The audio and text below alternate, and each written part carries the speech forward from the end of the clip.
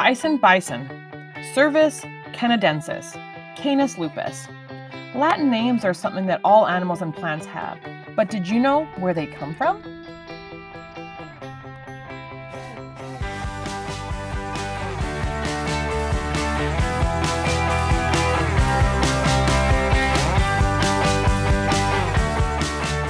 Today I want to talk to you about the classification and naming of organisms. Because scientists practice in different languages and cultures, it became clear to them that they needed a common method of classifying organisms. This method became known as taxonomy.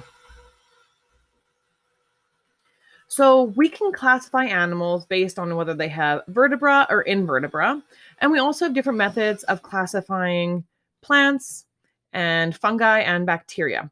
Once animals are broken down into vertebra or invertebra, we can break them down further into reptiles, birds, fish, amphibians, mammals, and continue on down until we get to the individual species.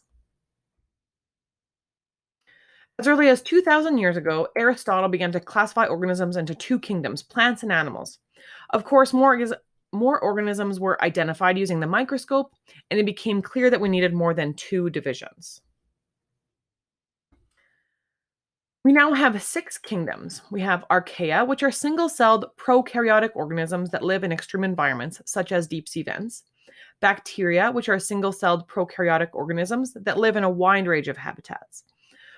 Protista, which consist of single and multicelled eukaryotic organisms. So eukaryotic means they have a cell nucleus. Fungi, which are single and multicelled eukaryotes, again with a cell nucleus, that secrete enzymes to digest their food. Plants, eukaryotic multicelled organisms that use photosynthesis. And animals, eukaryotic multicelled organisms that are heterotrophs, which mean they need to receive their energy from other organisms. The Six Kingdom system has recently been revised as we have developed a better understanding of the relationships between different types of organisms. So there are three major domains now, which are a large group that encompasses all of the kingdoms. So we have archaea, bacteria, and eukaryota. So again, the bacteria and archaea are both single-celled organisms that don't have a nucleus, and eukaryotes all have a nucleus. When we look at classification, there are 8 different levels of classification, from most inclusive to most exclusive. So from the biggest group to the smallest group of a single species. These are the domain, the kingdom, the phylum, the class, the order, the family, the genus, the species. Now, except for domain, which was created since people created these acronyms, one that I was taught and I always pass along to my students is called Kings Play Chess on Funny Glass Stools. So when you look at the first letter of each of those terms, kingdom, phylum, class, order, family, genus, species, that little rhyming tool can help you remember the order that we classify organisms. And this was created by Carl Linnaeus, minus the domain classification, which is a recent addition. So we now use binomial nomenclature to identify and classify every single species, and it's referred to through its genus and species name. So the last two qualifications.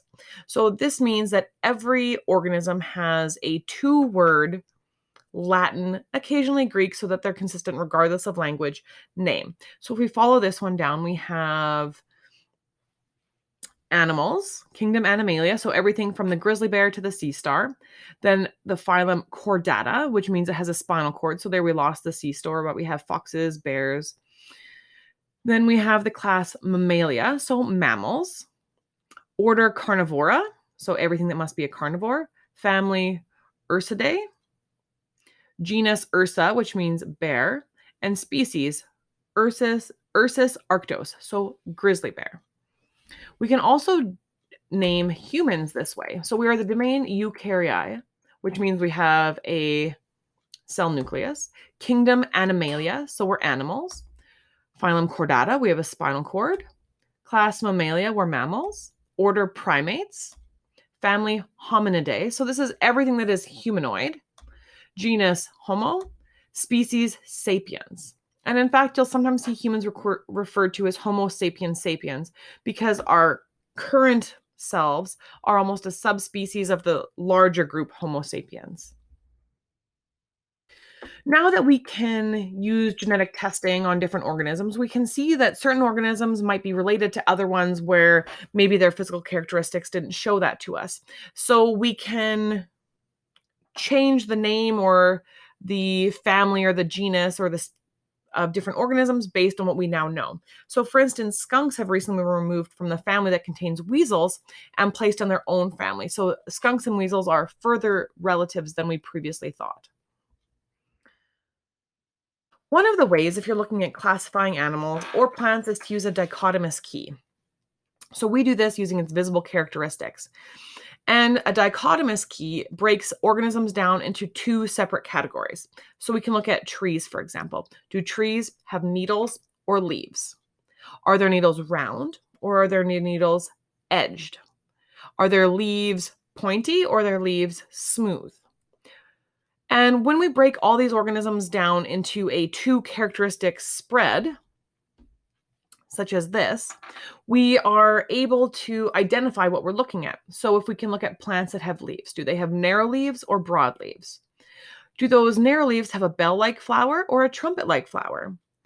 Do those broad leaves have top petal overhanging lower petal, or do they have a top petal that does not overhang the lower petal? And when we follow these two division traits down, we are able to identify different plants. Now, these dichotomous keys can be very complex, and specific keys fill up many, many pages and rely on specific careful observations. So, like, does the pine needle have 3 sides or 4 sides? So they're generally pretty specific for trees, for flowers, for birds, and they're not going to start at the phylum level, but most likely at any order or family.